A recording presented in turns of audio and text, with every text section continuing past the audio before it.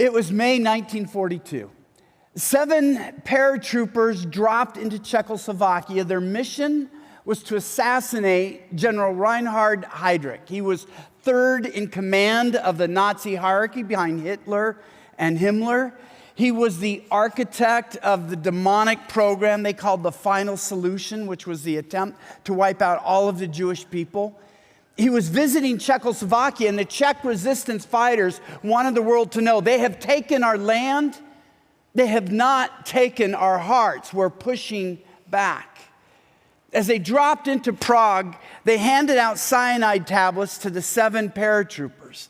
And I'll never forget the words that were uttered to them. Our mission is not to get home safely. Our mission is to take out Heydrich. They knew the Nazis believed in what they called common responsibility. If they've captured somebody who was helped by somebody who was helped by somebody, they would kill them all. They knew they would be tortured, and they couldn't risk the whole resistance movement being wiped out. So they said, if you are captured, you must take one of the cyanide pills. They were able to injure Heydrich. It took him 3 days to die. And the Nazi army, you could imagine, they were vicious. They hunted them all down. They finally got them. All of them died. A couple because of the cyanide tablets when they knew it was hopeless.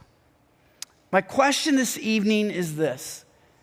Do we think the spiritual battle we fight today for God's church is as serious and worthy of sacrifice as the military battles fought by Czechoslovakia in World War II? Will we fight for the cause of Christ as courageously as the Czechs fought for their freedom? Will we sacrifice for our heavenly King as much as those soldiers sacrificed for their country?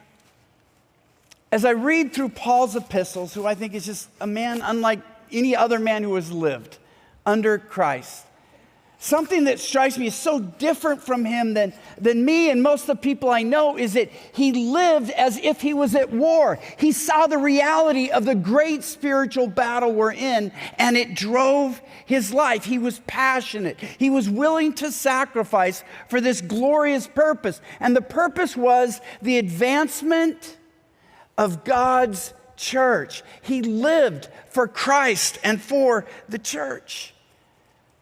And I think this lack of emphasis on the local church is often what holds us back as believers today.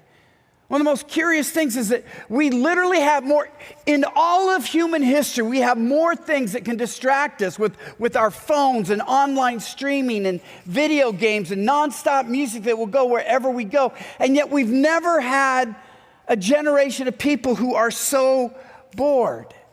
The reason is we live for lesser things. We don't have that great cause advancing the church that Paul lived for. But the church wasn't just a great cause for Paul. It was his family. He very likely had been married at some point in his life, but for all the time that we know him, he lived as a single man. He had no siblings that we know of. He had no spouse. He had no children. But he lived a life of great intimate connection and communication and relationship because he found in the church, through the cause of Christ, that family that he was looking for. And that's great hope for many of you because I know I've been a pastor for a long time. Estrangement between parents and kids has reached epidemic levels. Some of you, a marriage never happened or you've lost your spouse. And God offers us, the church, that things may not work out with our blood relatives, but a community of people who are joined around the blood of Christ, that's eternal. It's what God offers to give us meaning and purpose. We talk a lot about our relationship with Jesus, as we should. But tonight I've been asked to talk about the church as God's family. How our families benefit, how we benefit when we become as passionate about the local church as we do about our own families. Because God designed us to live with the church as his family. To love Jesus is to love his church. The great Augustine said this: no man can have God as a father who does not have the church as his mother. The Apostle Peter said in 1 Peter 2:17, love the family of believers. And when you read through the writings of Paul, his passion for the church fills every epistle. He says to the Colossians in 1:25, I have become the church's servant by the commission God gave to me. See, God didn't just call me to the cause of grace. He called me to a group of people called the church, and I am a servant of the church. And he says in Colossians 2:1, I want you to know how hard I'm contending for you and those at Laodicea. Catch this. And for all who have not met me personally. He said, I am working myself to exhaustion for people I've never met. Why? Because they're a part of the church. And Paul had two things that drove him. There was more than this, but nevertheless, these two states I want to bring up on the screen. He said this is Paul's identity. I believe it should become ours. I serve the church. I work hard for the church. If you want a life as big as Paul's was, I believe you have to adopt the same identity. If someone were to look at where you spend your time, your money, your passion, and your concern, is it all around your own world or maybe even just all around your family? It is an easy trap to fall into. But I believe to be strong believers, it has to go beyond our lives, beyond our blood relatives, so that we would say, I work hard for the church. I am a servant of the church. And it's not easy to take that on. Church relationships aren't easy. Family can break our hearts, but churches can drive us crazy.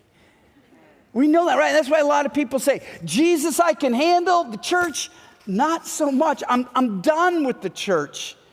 And all of us will be tempted at times to say that because the church can break our heart. But God's greatest work, his work focus in the world, is on the church.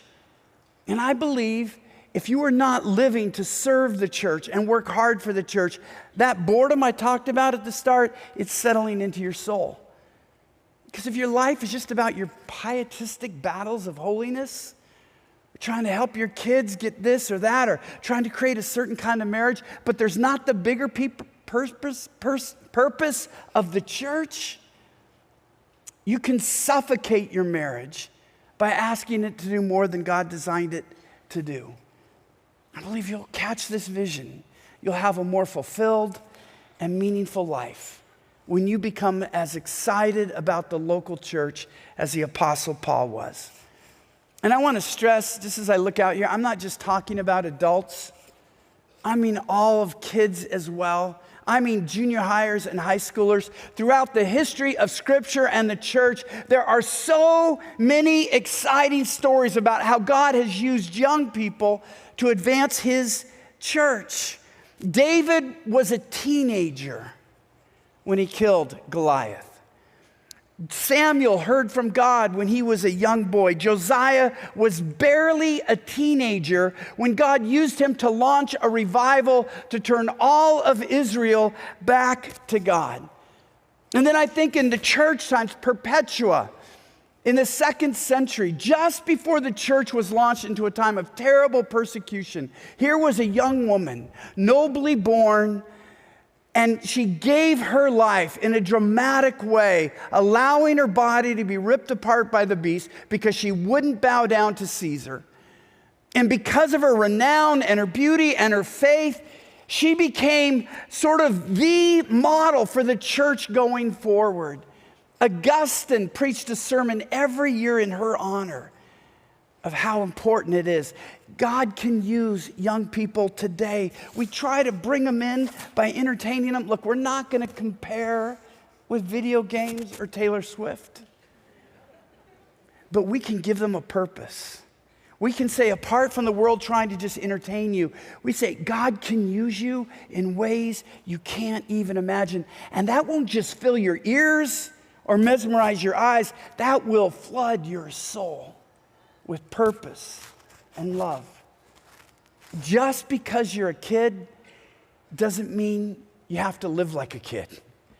Because of the power of the Holy Spirit within you, God can use you in powerful ways. If you are old enough to be a Christian, you're old enough to be a servant of the church. And parents, that's the vision we should give our kids. Instead of trying to say there's more entertainment for you in the church than in the world, say, hey, you can live for something different than the world. You can be a part of the church. And I believe that will call our young people in more than anything else. You see, where we lose ourselves and our family is when we have the attitude is, well, what's the church going to do for me? Will it entertain me? Will it give me what I need? And that is 180 degrees different from the way that the Apostle Paul looked at the church. He looked at what he could give the church, not what the church could do for him. He was so dedicated to the church, he was willing to suffer on her behalf. He says in Colossians 1:24, now I rejoice in what I am suffering for you, the church. For I fill up in my flesh what is still lacking in regard to Christ's afflictions, for the sake of his body, which is the church. It's not as if Jesus' afflictions aren't sufficient for the church. It's this: Jesus so identifies the church, himself with the church, calling it his bride, the most intimate human relationship we can imagine, that when the church is suffering, when the church is being persecuted, Jesus says, I'm being persecuted, I am suffering. Paul heard Jesus say that on the road to Damascus. And so he said, I love Jesus so much. If he's suffering, I want to be with him in his suffering. And he's suffering over the church, so I'm going to be a part of the church, and I will suffer with the church. Renowned commentator J.B. Lightfoot put it this way: it is a simple matter of fact that the afflictions of every saint do supplement the afflictions of Christ. The church is built up by repeated acts of self-denial in successive individuals and successive generations. All you have to do is look around you. The last time I was here, it's like 14, 15 years ago. This church was probably paid for by some people who might not even be alive now. But they gave and they built it. And the view of the church is every generation says it's not enough just for us to be the church. We want to prepare the church for the next generation. We will suffer, we will give, we will sacrifice so that the church continues to grow. But I'm not naive and I'm not sentimental. I know that's not easy. There are a number of things that make suffering and working for the church difficult. First, one of the challenges of serving the church is the challenge of living with stumbling believers.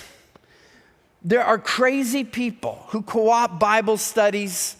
They're annoying, they ask silly questions, and they end up at the church because everybody else kicks them out, right? But we can't do that as a church. Somebody once asked Martin Luther, what was God doing before the world was made?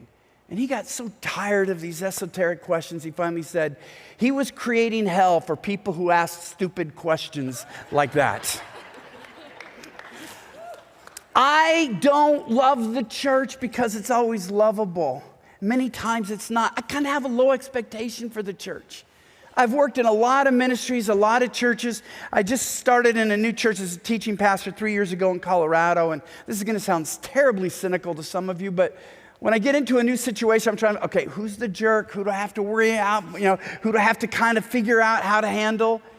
And I was just amazed because I couldn't find the jerk at Cherry Hills. And then I got nervous thinking, well, if every church has a jerk on staff and I can't find the jerk, maybe I'm the jerk, right? And it could be. The point is, we don't love the church because it's perfect. We love the church because Jesus is perfect and the church is his bride. And we love Jesus' bride. The second thing we do is that we have to work to build the church. A church like this, you've got Sunday school teachers, you've got youth group, you've got people that are on a Thursday night, they were driving people in from the parking lot. And some people say, well, who has the time for all of that? The question isn't, do you have the time? The question is, do you love Jesus? And if you love Jesus, you'll make time to serve his bride because it pleases Jesus in a special sort of way.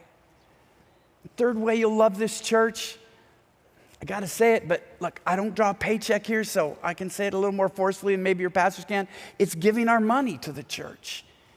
It's using our resources to build the church today and set it up for tomorrow. And there's a lot of contentious talking about, am I required to tithe or do this or that? Let me just say, if I want to work hard for the church, if I want to sacrifice for the church, if I love the church as the bride of Christ, and I really love Christ, I just want to say at the end of the year, whatever you give, it should hurt a little. If you're just giving something, it's like, I don't know, on Valentine's Day, stopping at the drugstore and buying a rose and a card or something because I just got to give something, right? I don't want to love Jesus that way. Whatever I give to him, it's got to hurt a little bit. And finally, and you all are doing it, I'm preaching to the choir right here, it's showing up on Thursday night. A full parking lot on Thursday night sends a message to the world. What's going on there? Why are these people leaving their homes, not turning on the television, not just going out to, they're here. What is it that's attracting them? You're speaking a message to the world. There's something going on here that's exciting, that's full of life. It's the church. But we got to show up. See, in an individual pietistic Christianity, well, I can just watch it online. And this is not slamming those online. There are reasons. Sometimes there's illness or weather. You just can't get here. But watching church online isn't relational. The church is all about relationships. And I mean, it's not always easy to get to church. I know you got slammed with snow, a week or two ago? But let me put this in perspective. A church historically has met on Sunday morning, right? Except crazy people in Idaho meet Thursday night. We'll just put that aside. For most of the church's history, it met on Sunday morning. But back then, in the early days, until the time of Constantine, Sunday was the first day of the work week in Rome. So when they met for church, they had to get up early to go to church before they started their work day. It took a couple centuries for Christianity to take hold so that church was now on a day off. But they knew it mattered. They loved the church and they showed up. And while the church staff and a worship team, and you don't have any problem with that here, has a responsibility to make it worth your time, ultimately, coming to church isn't a statement about the staff here at Real Life. It's a statement about your love for Jesus. That you want to be there, to be a part of his body and his bride. Paul's sacrificial attitude toward the church calls us all to an entirely different attitude. It's not just about my personal piety. It's not about my own walk with God. It's part about being a community that proclaims Jesus Christ is the risen King. And there's something that's more important than me, and that's the church. My wife and I were invited to minister in Hong Kong some years ago. Just really inspiring couple there that were reaching out. And the pastor told me the most difficult thing about ministering in Hong Kong is that it is the financial center of Asia. And guys would come in and their goal was, I'm going to be here for 3 years. I'm going to suck out all the money I can. And then I'm going to go home to real life because Hong Kong seemed crazy. Some of them would even have second families. That's a whole different sermon to work through. But he says, as a pastor, it was so hard trying to get people and Christians to have a vision for the city. They had this mercenary attitude. What can I suck out of the city? I just want the money, and then I'm going to leave and live my real life. And sometimes as Christians, we can have that Hong Kong mentality toward the church. I need this kind of worship. I need this kind of people. I need this kind of sermon. And it's like, I just want to suck out of the church what I need, and then I'll go my way. I'll show up late. I'll leave early. Just give me what I need. But that's the opposite of the attitude toward the church that will fill our souls and that God calls us to. Paul didn't look at what he could get from the church. He looked at what he could give. That's why he faced shipwrecks for the church and beatings for the church and cold for the church and hunger for the church. Remember Acts 21? This was astonishing. Paul is in Caesarea at the home of Philip the evangelist. An evangelist comes up and says, Paul, if you go to Rome, he takes out his belt. You're going to be bound in chains like this belt. Paul believed the prophet was speaking the truth from the mouth of God. So what did he do? Thank you for the warning. I'm going to Rome. Well, Paul, he just said if you go to Rome, you're going to be imprisoned. And I've been that prison where Paul was put in Rome. It is a hole in the ground without a toilet. It is a disgusting place. But Paul says it's not about my comfort. I'm not going to Rome to sightsee. I'm going to Rome because the church there needs me. And that's all the reason that I need. Because he lived by this. I am a servant of the church. I work hard for the church. There are really 3 stages of the church as our family I want to talk about, and I think this is so helpful. I got the idea from Rich Philotis. He had 3 phrases that he used: the heavenly stage, the hellish stage, and the holding detention stage. I'm changing the 3rd one. I'm not even sure what it means even after reading it. I'm going to use my own thing there, healthy. I just want to acknowledge Rich putting me on this path.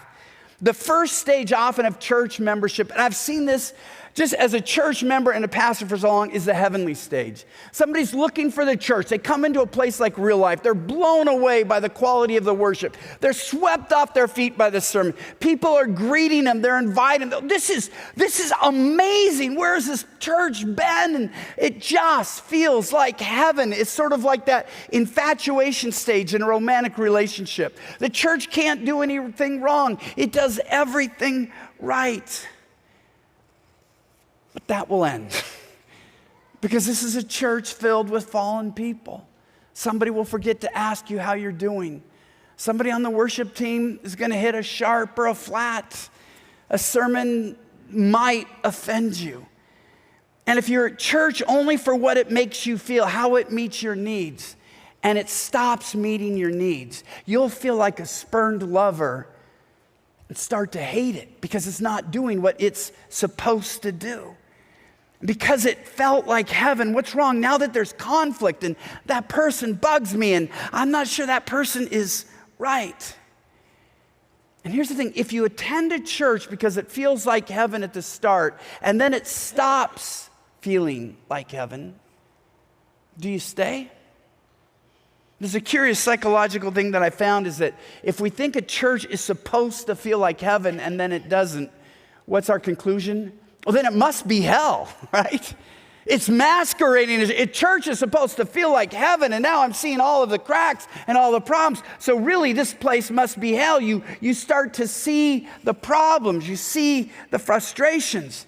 And you think, if it's not heavenly all the time, something is wrong. I mean, this is the church. Shouldn't it always seem like heaven? I'm on a church staff back in Colorado. Every Monday at 1 o'clock, we meet to talk over the service. And there are probably a dozen things. Yeah, we missed this. This isn't right. We got to address this. Because this isn't heaven. There are things that we have to fix. And that's the hellish stages when people start to leave. They're infatuated with the church. The infatuation dies, and they go off to find the next place of heaven. But here's the healthy view of a church. If we want to see the church as God's family, here's the healthy stage. You realize you're not worshiping with angels, but you're also not worshiping with demons. You're somewhere in between, all right? You're in a fallen world. It's where, as a people of grace, we worship God together in the midst of our imperfections. We gather because we're worshiping a perfect Savior. Not listening to a perfect worship team or even hearing from a perfect teacher. James 3:2 is so honest. Speaking of teachers and leaders in the church, James 3:2 says, we all stumble in many ways. James, who grew up with Jesus. Said there isn't a leader, there isn't a teacher in the church who doesn't stumble in many ways. And I've seen some, they take that verse that elders are to be above reproach, and they define that as perfect. God is doing amazing work here in Idaho. But if you try to define above reproach as perfect, so you're looking for the one sermon that seems off, or the one attitude, or gruff, or somebody finds out that Jim kicked a dog when he was 6 years old and never said he was sorry, you can run a great leadership straight into the ground because nobody can live up under that pressure. So, how do we build community in a church that isn't heaven, it isn't hell, it's somewhere in between? What does it mean to be the family of God as a church? I think this is really the weakest part of the church, of Christianity for a lot of us, is that we have this misunderstanding. And I hear this all the time. I need to go somewhere where there's good community. Okay? But the faulty part behind that is community isn't something you find. Community is something you make, even within the church. James Emery White is a pastor in North Carolina, and he says this: one of the great myths of relational life is that community is something found. In this fairy tale, community is simply out there somewhere waiting to be discovered, like Prince Charming finding Cinderella. All you have to do is find the right person, join the right group, get the right job, or become involved with the right church. It's kind of an over the rainbow thing. It's not here, so it must be there. I've got to find community somewhere. But this is a fairy tale, a Prince Charming fantasy. Somebody that's looking for Cinderella's glass slipper. Can I just say something? Glass slippers are stupid. Who wears glass slippers? I mean, it breaks, it might cut an artery and end your life. I mean, glass slippers are fine in a New York runway, but not in Idaho, right? No, find somebody who goes to Eddie Bauer's and gets real shoes. Find a church that has real people, not this fairy tale fantasy of something that seems too good to be true. They think, but if I have to work at it, it's not real community. That's a misunderstanding of community.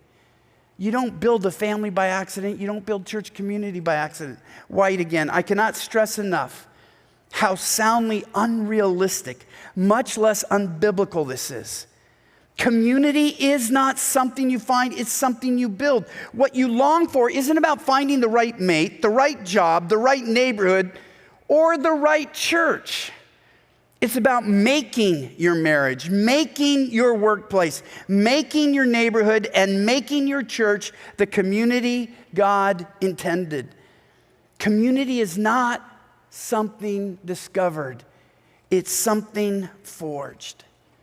So here you are at Real Life and say, I will make community here. Instead of being the last person to arrive and the first person to leave, I'm going to get here early. I'm going to see if there's someone I can pray for. I'm going to see if there's someone I can talk to. I want to make community. I might invite somebody out to eat. White again, my point is that all relationships of worth are products of labor. This is why the Bible talks about people needing to form and make communities, not just come together as a community or experience community. It's why principles are given at length for how to work through conflict. If the church didn't have conflict, Paul wouldn't tell us how to resolve it. It's why communication skills are articulated in the Bible, and issues such as anger are instructed to be dealt with. It's why the dynamics of successfully living with someone in the context of a marriage or family are explored in depth. There's a couple back in Colorado. I just love Lindsay and Garrett. We have this church. The church had gone through a split 4 years ago when Kurt, our current senior pastor, came in. And so we have like 600 or 700 young kids. We have 900 people signed up for 55 plus. I mean, it's a good-sized church, but where we have a huge hole are 20-something couples without kids. If they have kids, there's people all around them with kids, but there just aren't a lot of 20-something couples without kids. And Lindsay and Garrett are in that. And Lindsay, I've been encouraging her. I've watched her with joy because she says, it's just so hard as a couple when you have kids holding up together. She goes, then we think we found a couple and they break up with us, is the way she put it. But instead of saying, this church doesn't have the community we need, Lindsay and Garrett's attitude is, let's bring this to this church. This church might lack a lot of 20-somethings without kids, so let's be here and bring others in, and we'll help this church have it. Whatever you see real life lacking, consider it God's call for you to help make happen. That God has you here to say, this is what we can do. This is what we can bring to the church. Because let me just say, when you look back at real life, it's going to be all about relationships. When I think of all of the churches my wife and I have been, I hate to say this as one who teaches, I don't know that I remember hardly any of the sermons. I remember the people. We were at Hillcrest Chapel in Washington State for 19 years. Rob and Jill were close friends and a small group with us. My dad died a month ago. Rob and Jill drove down from Bellingham, Washington to Tacoma to be there for my dad's memorial. I think of when we were in Houston for 12 years. It was not the sermons. I think I started a Bible study, and now we have to do it by Zoom since I'm in Colorado and they're all in Houston. For 15 years, every Wednesday morning, we go through the scriptures. We pray for each other. I think of Rob and Tab, the empty nest. Lisa and I found ourselves as empty nesters when we were in Houston, and then we found this other couple, and they moved away, but they moved to Alabama, and the good thing is that they bought a lake home with 2 jet skis and a ski boat. The only thing better than owning a lake house with 2 jet skis and a ski boat is having 2 really good friends who own a lake house with 2 jet skis and a ski boat, and you don't have to pay the taxes or the upkeep of the boat. But here's the thing.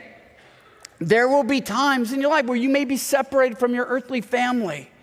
I mean, again, I hear the stories all the time because you didn't vote or you did vote for the wrong person or whatnot. But what this is saying is that you have the spiritual family here. Jesus said that sometimes faith in him splits up earthly families. But he said, who are my mothers? Who's my mother? Who are my brothers? Who are my sisters? Those who do the will of God. This is the family God has given you. So give yourself to this family. But let's not have a Hong Kong mercenary relationship. I want to end with this. A woman I know that has done this so well is Sherry Harney. Her husband's Kevin. They've been lifelong friends. Sherry's written some incredible books. She's worked on a lot of Bible studies. She's written the book on prayer that I urge people to. It's called Organic Prayer. It's an incredible, practical book on how to pray. And she'd been working at a church all day on her birthday. They had a small group meeting that night on her birthday. So she comes home. She has just about an hour before the small group comes up. And what do you have to do when a small group's meeting in your house? You got to clean what? The bathroom, right? So it's her birthday, and she finds herself on her hands and knees in the bathroom, cleaning, and she knows she runs herself pretty hard, and she just found herself asking God, am I overdoing it? I mean, you know, I have a tendency to do that. It's my birthday. I'm cleaning the bathroom. And she told me, Garrett, I just sense God telling me so clearly, Sherry, you can rest in heaven. Now, you can fill up women's conferences about taking care of yourself, and I don't deny that message. It's a good message. Listen to that message. But we also need women of God who say, I'm a servant of the church. I work hard for the church, even if it's my birthday, and there's something to be done to serve the church, I will do that. And that's what Sherry has done. Will you say, I am a servant of the church? Will you say, I work hard for the church? If you're just sensing a boredom in your life, could it be that your Christian faith is just about you or just about your family? Or have you gotten Paul's picture that if I love Jesus, I will love his bride. And if I love his bride, I will serve his bride. I will sacrifice for his bride. I will work hard for his bride.